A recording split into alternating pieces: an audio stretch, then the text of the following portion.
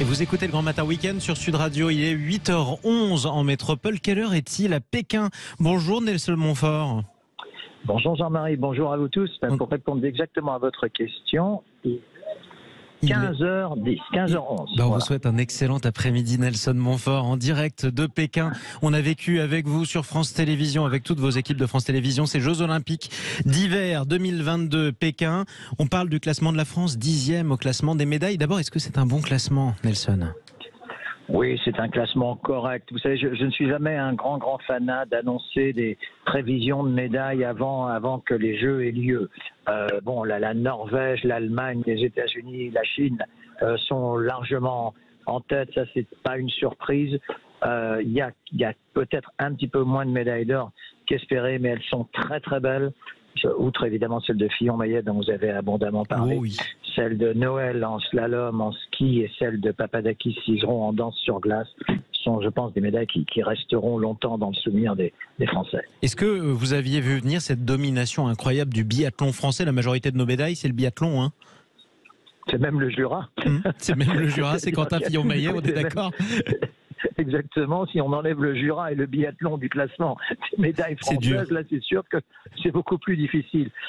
Oui, pour répondre à cette question, oui, maintenant, vous savez, il y a toujours des surprises. D'ailleurs, c'est drôle parce que l'une des épreuves pour lesquelles il était le plus favori, c'est la dernière qu'il a faite où il a terminé 4e. Hélas. Donc oui, c'est extrêmement fluctuant ce genre de choses. En ski, j'en parle même pas, ce sont des centièmes qui peuvent vous conduire à l'Olympe ou qui peuvent vous mettre dans des abîmes de détresse.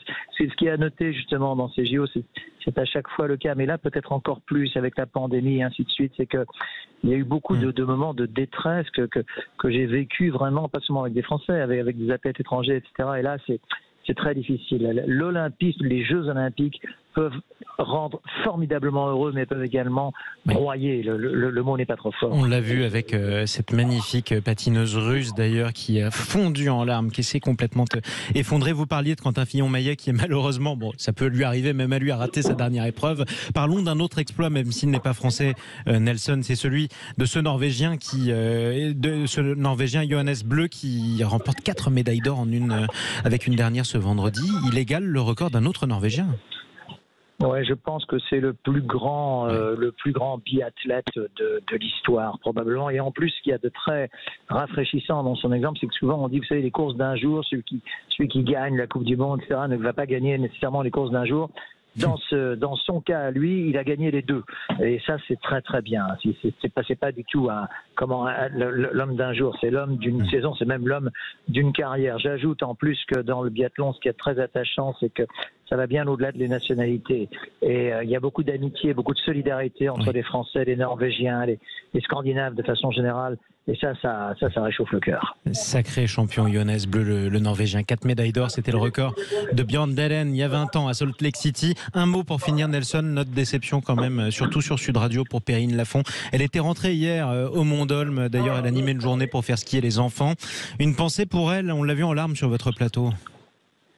Oui, la Pyrénéenne, effectivement, qui termine du coup à la plus mauvaise place, à la 4e place. Nous avons d'ailleurs eu 3 ou 4 4e places qui sont des places évidemment extrêmement frustrantes. Alors là, je dirais que c'est un petit peu l'inverse de Beu. C'est-à-dire que c'est vrai qu'elle domine un petit peu moins en Coupe du Monde, mais elle domine suffisamment pour espérer à tout le moins un podium. Bon, malheureusement, ce ne fut pas le cas. En plus, c'était, je crois, de mémoire, le premier ou deuxième jour des JO. C'est vrai que ça n'a pas très, très bien lancé les choses, mais elle s'en remettra. Elle est encore très jeune, elle est pleine de fraîcheur, de spontanéité, et elle s'en remettra. Rendez-vous dans 4 ans et bien avant en ce qui la concerne. Et bien avant, notamment pour la Coupe du Monde. Merci beaucoup, Nelson Montfort, de nous avoir fait vivre ces magnifiques Jeux Olympiques Pékin 2022. Merci aussi à toutes vos équipes sur France Télévisions. Et puis à très bientôt sur Sud Radio, Nelson Montfort.